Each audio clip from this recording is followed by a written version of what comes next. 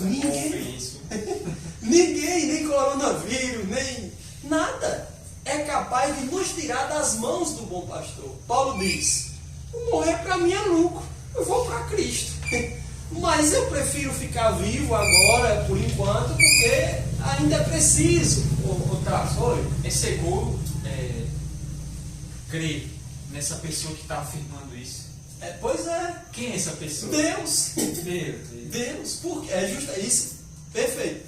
Por que nós podemos confiar nessa palavra? Primeiro, nós já vimos, por isso que eu trouxe aquele ponto que parece ser assim, um ponto fora do contexto, mas não é. Primeiro, o feto lá chegando lá, o espermatozoide chegando lá, porque não dependeu de nós, mas nós estamos vivos. É algo soberano, é um plano muito grandioso. Então, se são verdadeiramente ovelhas e um dia ouviram a voz dele através do Evangelho genuíno de Cristo e creram, ele deu a vida eterna, né? E nunca hão de perecer. E ninguém as arrebatará da minha mão. Quem diz isso? Jesus Cristo de Nazaré, o Filho unigênito de Deus, a estrela da manhã, o Alfa e o Ômega, que é o princípio e o fim, o Emanuel, que é o Deus conosco. É o Deus soberano. É o que criou tudo, né? É o Deus dono do universo, criador do universo. Nada que existe não poderia ter existido se não fosse feito por Ele. Tudo foi feito por Ele, né? Então Ele é esse Deus que diz que tudo passará, menos as suas palavras. Amém. Então podemos confiar ou não? Amém. Agora vejamos o que vocês estudaram lá nas cartas, né? Como era bom que todo mundo tivesse aqui para ouvir isso. 1 João 5,13. Estas coisas vos escrevi a vós, os que credes no nome do Filho de Deus. Primeiro, estas coisas ele escreveu a quem? Aqueles que creem no Filho de Deus, Jesus Cristo. Para que saibais, tenham certeza, convicção, que tendes a vida eterna.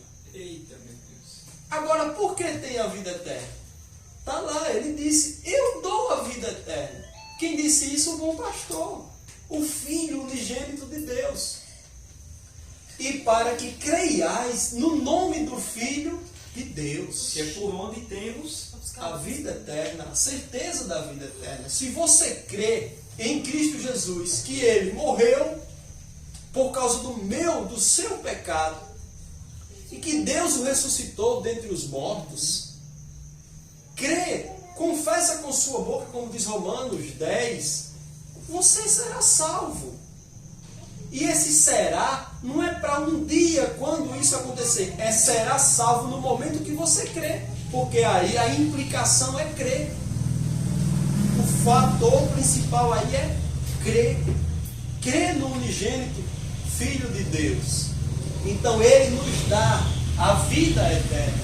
E aí João, né, conhecido como o discípulo do amor, né, o mais íntimo de Jesus, estas coisas eu escrevi a vós, os santos, os que credes no nome do Filho de Deus, para que saibais que tendes a vida eterna, para que vocês tenham certeza, para que em meio às dificuldades, em meio a uma arma apontada, tenho certeza que Ele me salvou, tenho certeza que Ele me perdoou. Por quê? Porque eu ouvi a sua voz, e essa sua voz foi através do Evangelho, que eu ouvi, que Deus usou alguém, ou uma situação, uma circunstância, e eu passei a crer. Ele foi quem abriu meus olhos. Então Ele foi quem prometeu, então eu descanso. Porque eu sei que Ele é Deus, e Ele não é mentiroso nem filho do homem para mentir. É fiel. Ou alguém comprova que teve uma promessa de Deus que deixou de se cumprir. Todas elas estamos vivendo um momento desse. Um momento, uma circunstância que não sabemos exatamente quanto tempo falta para que Ele venha e cumpra a promessa que Ele disse que voltaria. Mas temos a certeza que Ele vai voltar, porque Ele disse que antes que Ele voltasse teria doenças. E nós estamos vendo que Ele voltará. E Ele está confirmando aquilo que Ele disse. E estamos vivendo um contexto desse. não sabemos quando vai ser, mas ele diz, vigie, preparem-se, você não sabe que hora vai vir. Agora, mantenham as suas candeias cheias de óleo, cheias de fé, de convicção que ele deu a vida eterna. E se ele deu, ele virá buscar. Para que tenham plenamente essa vida eterna agora com ele na Nova Jerusalém. Na Jerusalém Celestial. Vejamos, entrando agora mais especificamente no texto, quando foi o primeiro relato na Bíblia que mostra que Deus é um pastor. Porque ele se intitula como um pastor que cuida, que dá a vida pelas ovelhas e que trata bem essas ovelhas e que tem cuidado por essas ovelhas.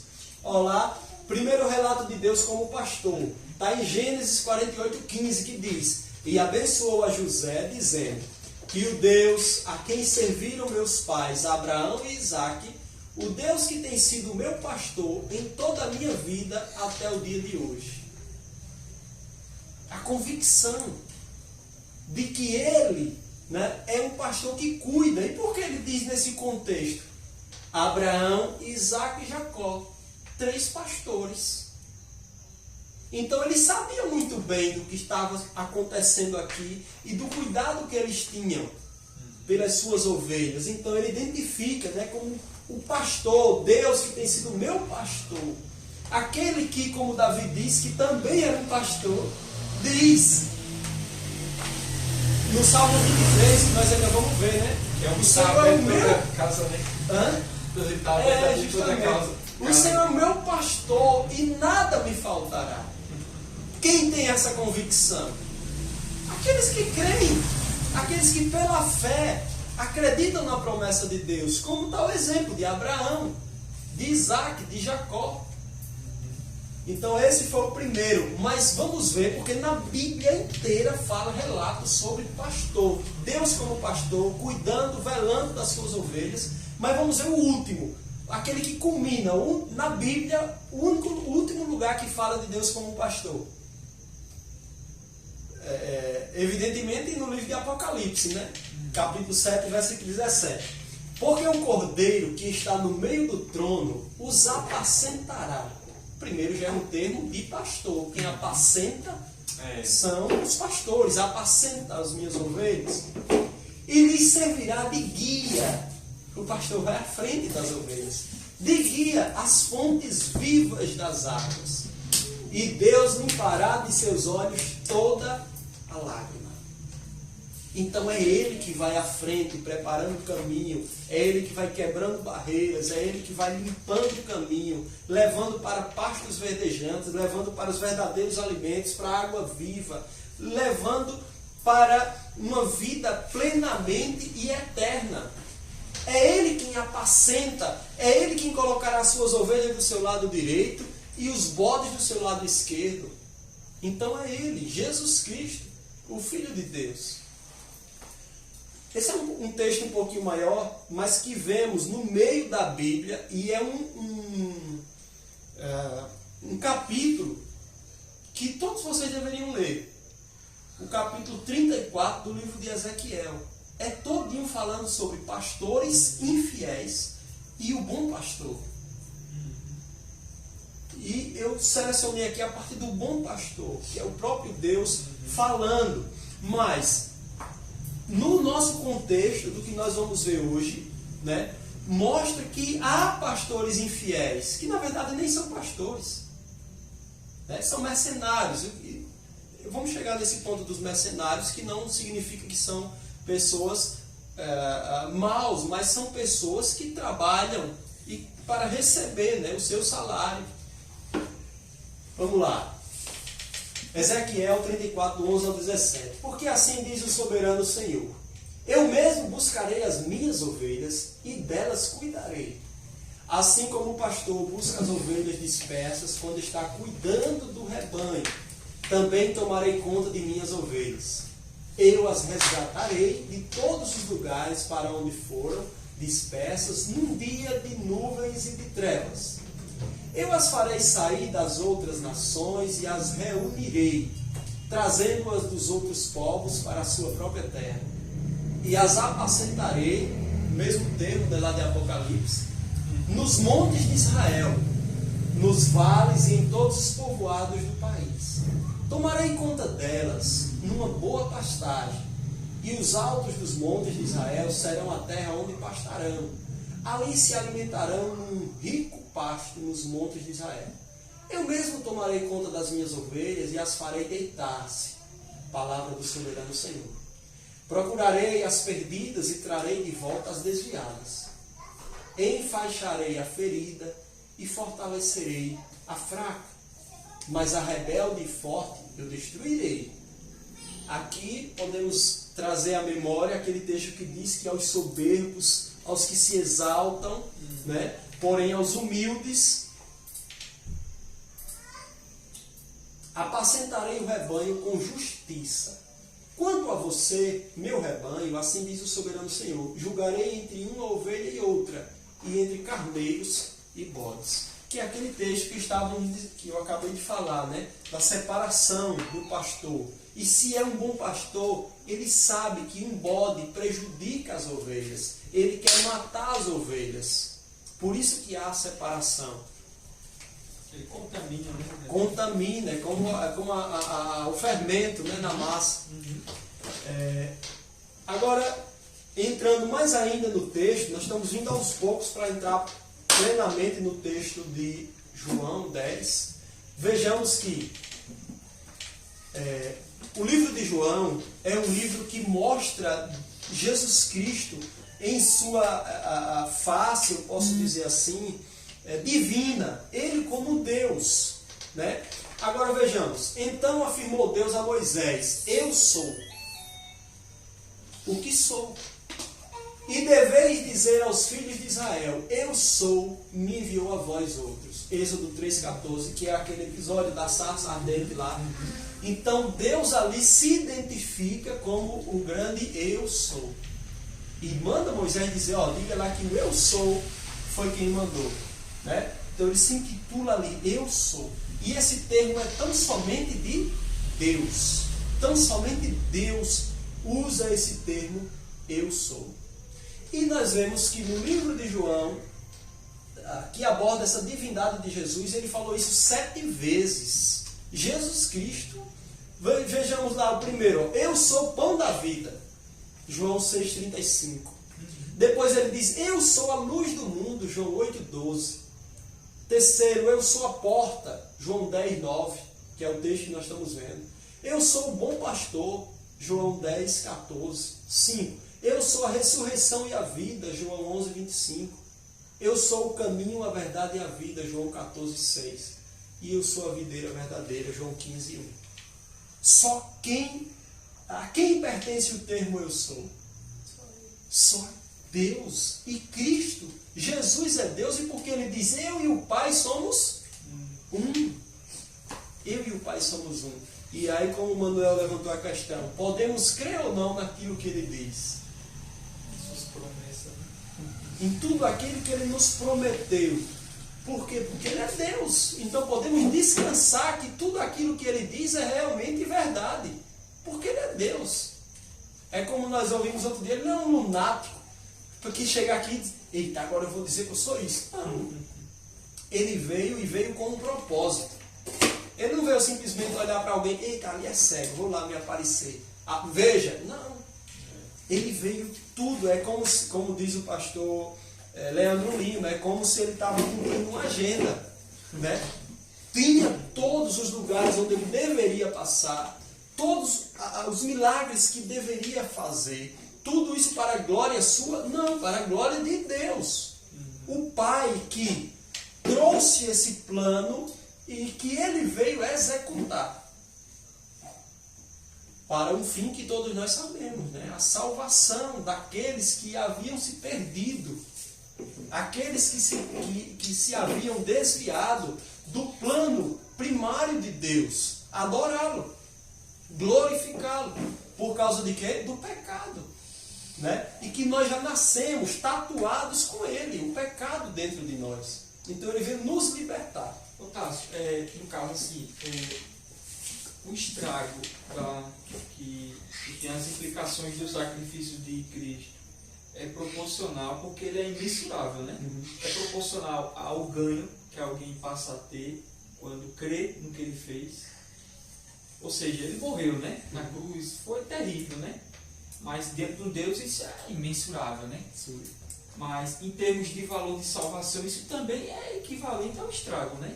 É imensurável, uma salvação inexplicável, né? Porque ela é realizada pelo próprio Deus, né? Pelo próprio Deus, justamente. E eu lembro, acho que pode me ajudar, Manuel, que diz que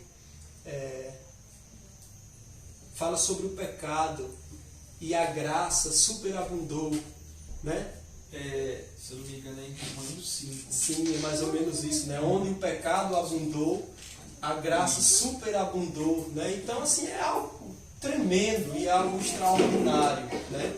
Aquilo que, como nós dizemos, o estrago que o pecado causou em nós, a graça foi super maior e divina, né? Por quê? Porque a queda foi pelo homem. Então veio que a redenção viesse através de um homem, por esse homem é Deus. Então é muito maior aquilo que ele nos dá, que na verdade é aquilo que tínhamos perdido, que ele já tinha nos dado. Porém, por desobediência, perdemos. Então somente por a obediência perfeita podemos tê-la de volta. E essa obediência não foi nossa, porque nós somos incapazes. Foi de Cristo Jesus, aquele que Deus nos predestinou para sermos semelhança dele, obediente, plenamente. E sabia que seríamos incapazes de sermos obedientes, então nos deu do seu próprio Espírito, para nos ajudar em nossas fraquezas, como vimos lá no texto de Romanos. Agora vamos ver algumas curiosidades sobre ovelhas. As ovelhas são animais frágeis. Somos nós, viu? Animais frágeis. Não sabem se defender. São míopes. Eu descobri isso hoje, que a ovelha não enxerga muito bem. São míopes. E tem uma facilidade muito grande para se perder. Elas vivem em rebanho. Em rebanho, Roy. Gostam de viver em rebanho. Já os bodes, não. Só vive só. Se tiver 100, os 100 comem cada um no seu lugar. As ovelhas comem juntos. Exatamente. Se um pastor chegar e trouxer uma vasilhinha, 10 ovelhas comem nessa vasilhinha, tranquilamente. Se ele botar essa mesma vasilhinha para 2 bodes, eles brigam e não comem. A diferença entre os bodes e ovelhas, né? São mais unidas as ovelhas. Portanto, as ovelhas são absolutamente dependentes do pastor. Não conseguem viver sozinhas. A ponto de, se o pastor sair, elas não sabem para onde ir. Pode não. A ponto de, se o pastor sair do meio delas, elas não sabem para onde ir. E nós vemos esse exemplo onde? Na palavra de Deus, que diz, né? Ferirei o pastor e as suas ovelhas dispersarão. Nós vemos o desespero dos discípulos indo na estrada de Emaús, depois que feriram o pastor. Né? Eita, perdi. As ovelhas têm uma facilidade grande de se perderem. Já iam lá, eita, perdi. Aquele que nos guiava, aquele que nos mostrava tudo, né? Então vejamos, plenamente precisam serem guiadas pelo pastor. As ovelhas. Agora vamos ver outra curiosidade sobre o aprisco, que nós vemos na palavra. Aprisco e a porta. O aprisco, na Palestina, naquele meio que Jesus está falando, naquele contexto, e era um contexto de inverno, mostra que, nesse período do inverno, muitos pastores reuniam seus rebanhos num aprisco só. Porque era inverno, então todos reuniam o seu rebanho num aprisco só, que era mais ou menos assim, ó, feito de paredes de pedras, e ali cada um tinha como se fosse a sua sala, ali como se fosse o seu curral, né? E cada um colocava lá. Ou era um lugar aberto onde colocava todas as ovelhas. E ficavam misturadas. A ovelha de Manuel ficava junto com as minhas, com as de Não, todas misturadas. Porém, o pastor chegava de manhã e gritava. E conhecia cada uma por quê? Pelo nome. Então saia dizendo, fulano, saía. Vídeo, né? E aí uma seguia a outra e cada uma ia para o seu pastor, porque cada uma conhecia a voz do seu pastor. Elas não acompanhavam o estranho. As de Manuel não me acompanham, nem as minhas acompanham Manuel. É o exemplo que Jesus está dando aqui. Ele é a porta. É Ele. Só entra por Ele. Ele é a porta. Não tem como entrar por outro lugar. Quem faz isso é o ladrão. Mas Ele é a porta. E as suas ovelhas devem passar por Ele. Certo? Vamos lá. Outras sequências sobre o pastor. Eu sou o bom pastor dá a sua vida pelas ovelhas. João 10, 11. Onde nós podemos ver um contexto de alguém dando a vida sacrificialmente, entregando-se, no Salmo 22, que mostra, já desde o início, já mostra o sofrimento, né? Senhor, Senhor, por que me desamparastes? Por que me abandonastes? E nós vemos isso nesse contexto aqui, né? Um contexto de sofrimento, de alguém dando a sua vida, e aqui trazendo uma referência ao Messias, né? O Deus da paz, que pelo sangue da aliança eterna trouxe de volta dentre os mortos o nosso Senhor Jesus, o grande pastor das ovelhas. Hebreus 13, 20. Nós vemos um exemplo do grande pastor, de que nada nos falta, de que ele apacenta suas ovelhas, levando ele sempre para pastos verdejantes, para pastos que estejam bons, e para lugares de descanso, onde? Salmo 23, o bom pastor. É uma sequência. E nós vemos, e quando apareceu o sumo pastor, supremo pastor, alcançareis a incorruptível coroa da glória. Na glorificação, alcançaremos a incorruptível coroa da glória. 1 Pedro 5,4. E nós vemos o exemplo disso, Salmo 24. Salmo 22, 23 e 24 trata desses exemplos. E aqui o Salmo cumprimento, né? Isso, justamente, o Salmo 24, o supremo pastor. E esse supremo pastor aqui, né, mostra ele como tendo autoridade, nós vemos no Evangelho, sobre o mar, sobre a natureza, sobre as enfermidades, sobre os demônios, sobre todas as coisas. Por quê? Porque ele é o Criador. Ele é supremo. Ele é o dono do universo. Então, por isso que ele é o supremo pastor. Todas as coisas se submetem a ele. Terminando. Certeza em Cristo Jesus. Eu estou convencido